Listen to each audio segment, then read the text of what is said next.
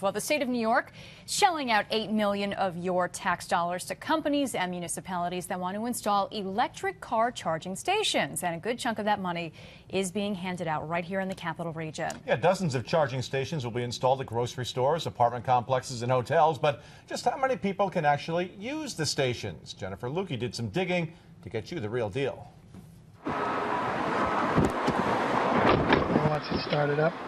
Dan Dengener has had his Chevy Volt for about 8 months. You bought this car in February. How many times have you filled up since then? I haven't filled it up at all. I put in 2 gallons just to see how much it would take. He drives back and forth to work every day and then plugs his car in when he gets home. I actually had a plasma TV that used more electricity than this does. It cost me about $8 to $10 a month to charge this up to use it for the whole month. Have you ever used a charging station somewhere?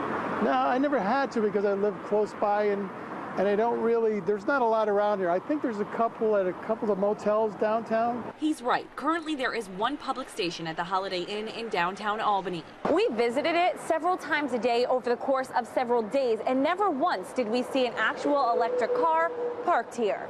We wanted to find out just how many drivers could even plug in if they wanted to, so we requested registration data from the Department of Motor Vehicles. As it turns out, there are just 1,100 electric and hybrid cars in the state of New York, and only 102 of them are being driven here in the capital region, half of which are owned by the state of New York.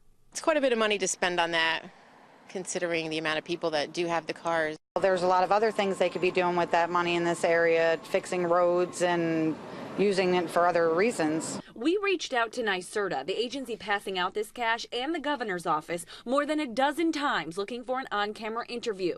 They denied our requests and would only answer a few questions via email. As for why the state thinks such a large investment is needed when such a small percentage of New Yorkers can actually use the stations, a NYSERDA spokeswoman says, quote, New York's investments in its EV infrastructure will help encourage the use of EVs and will allow New Yorkers to decrease their dependence on fossil fuels, thereby reducing their carbon footprint. Developing the state's EV infrastructure will stimulate the economic activity across the state and protect the environment. I wanted this when it was a concept car. But even Dan, who loves his Volt, says the way to encourage more people to buy them is to drop the price. If the price was less, people would buy them more. I think also it's the people don't understand the technology. Right now, a basic model of the Chevy Volt costs nearly $40,000. There is a $7,500 rebate, but that's still a lot of money for a lot of people. That's a lot of money too for the normal, middle-class person to spend on a car. It's a classic question that will get you a different answer based on who you asked. Is the state putting the cart before the horse? If it is a wave of, the future, then it could be something that could be revisited down the line, maybe.